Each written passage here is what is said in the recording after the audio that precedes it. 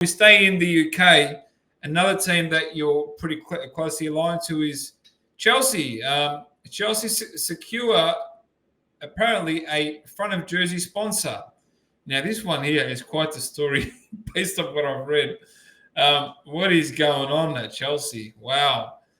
So it's believed that Chelsea have secured a front of jersey sponsor by the name of Infinite Athlete. Till yesterday, or as of recently, they were called Tempus X Machina. This rebrand happened very quickly, and now they're called Infinite Athlete. The deal is rumoring to be around £50 million a year. There's no exact date or length of the actual agreement. So I don't know. This is you know a lot more about this deal than me, but this is my know-how so far. Well, I mean, obviously, with their mobile partner 3 moving off the kit at the end of last season, there was initially the word that Stake.com was coming on, and obviously the supporters weren't very supportive of that new front of shirt partner, so that went away. And obviously, they've been playing their preseason friendlies with a clean kit, and then the news of this announcement, and as you mentioned, they are a subsidiary of Tempus X, and Tempus X, has had some relationships here in the U.S. with the NFL and with the Pac-12,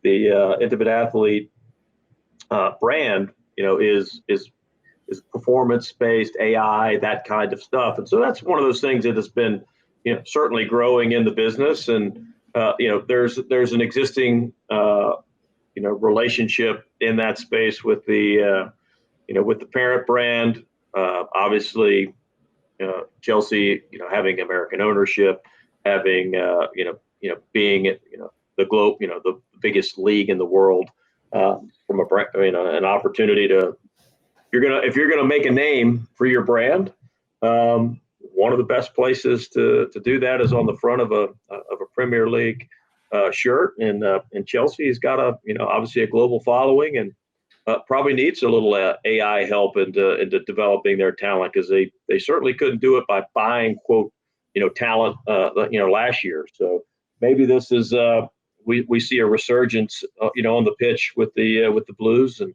the Infinite Athlete relationship is something that helps them get there, with utilizing technology, which is one of the things that is now finding its way into all facets of sport, and here we go, seeing it making its way into a prominent club within the Premiership, and I'll be interested to see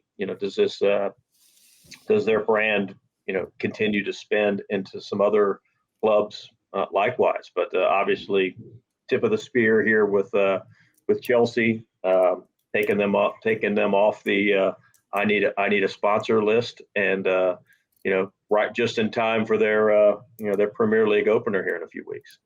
What's crazy is that apparently Paramount Plus was interested in also being a sponsor, but it was knocked back by the Premier League due to its American partners, NBC and others. So I wouldn't have thought that such a relationship in the UK would have impacted so much on your broadcasting rights holders, because I get it, they're competitors, but at the end of the day, they're appealing to a different market in a whole different time zone, different everything. So that came to me as quite a surprise, actually. Yeah, and Paramount, I think, picked up a Serie A club, right? Inter Milan, yeah. Yeah, and so and obviously, look, at the end of the day, NBC's paying a pretty good chunk of change for those broadcast rights, and at the end of the day, they don't they didn't feel that seeing Paramount Plus on the front of one of the prominent clubs. Now, yeah, if that's on Nottingham Forest or Burnley or somebody like that, maybe it's not as big a deal. But look, Chelsea, regardless of their performance last year, is one of the upper echelon clubs. They're going to be featured quite a bit. So For sure. they would obviously garnish get a lot of coverage on the broadcast, and at some level they felt that Paramount Plus wasn't wasn't the right fit, and look, they probably have a right to voice their opinion, and at the end of the day, that's a business decision by the Premier League to say, hey, find somebody else. 2 episodes ago, we discussed the Paramount Plus deal with Inter Milan, actually. Yeah. Which they paid 20 million euros for, so they paid half the price. Which is probably about right for a Serie A versus a Premier League. Well, it goes to show you, though. It goes to show you the difference in sponsorship money between the two leagues, especially the two top clubs. Yeah. I mean, it's ridiculous. That's like the power of the Premier League, and also Chelsea has about 400 to 500 million fans worldwide, so they're pretty much a very powerful force when you look at them as an entity. But what's most fascinating? What I found most fascinating about this story is that this last minute rebranding that's just going to go on a Premier League jersey that's going to be seen by billions around the world. So it's like, imagine sitting in that conference room as the chief marketing officer for this company and going, okay, we're sitting around and we got to come up with a new name, and because we've got a big announcement coming up, and it's like, oh, so we're sponsoring something or we're doing something. Okay, great, cool. No, we're putting our name on the front of Chelsea's kit. So we better get this right? Because I mean, whatever you come up with is going to stick, because it's going to be on the front of a kit for 3 years. And you got 24 hours. And you got 24 hours. Yeah, and you got 24 hours to come up with the logo, the design, and yeah. So just get on that. But those are the types of situations in this business. I start my my grad school class this next week, and this is what I tell these students that are getting into this business, that it's these moments that get your blood flowing and get you excited. That's why you're in this business, is that you get a challenge like that, a deal like that gets done, and all the behind the scenes things that brought it all together. It could have been Paramount Plus, but there were the league got in. There was a decision made by the league to block it, and so it moved it to this other brand, and this other brand's got a name that they really don't want to put on the front of a kit, but let's come up with a new one for this product, and we got 24 hours to figure it out.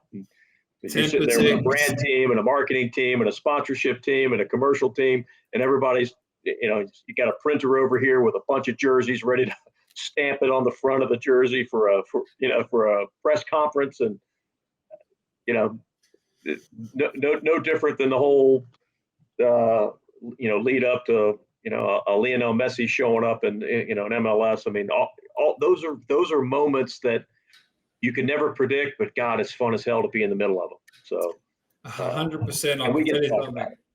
Absolutely. I can tell you something. There wasn't much sleep between the team for this project, because this would have been some legit last minute grinding, because there would have been a ton to happen, especially going through all the approvals by the Premier League and the club and this and that. It's a big task.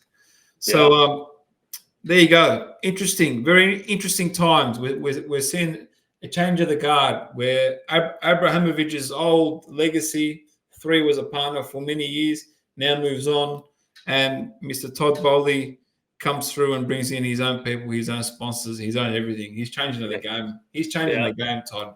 Good old Todd. He's changing the game, mate. Changing the game. Hopefully he gets them back to where they are on the performance side. So positive changes, overall, but I think the supporters would prefer to see them in the Champions League and and performing at the top of the table for the Premiership. Speaking of changing the game, there's a little Argentinian who's about 170 centimeters who's really changed the game for the MLS. Thank you, everyone, for tuning in. We'll catch you all next week on the Business of Sport. See you, everyone. Goodbye. Take care.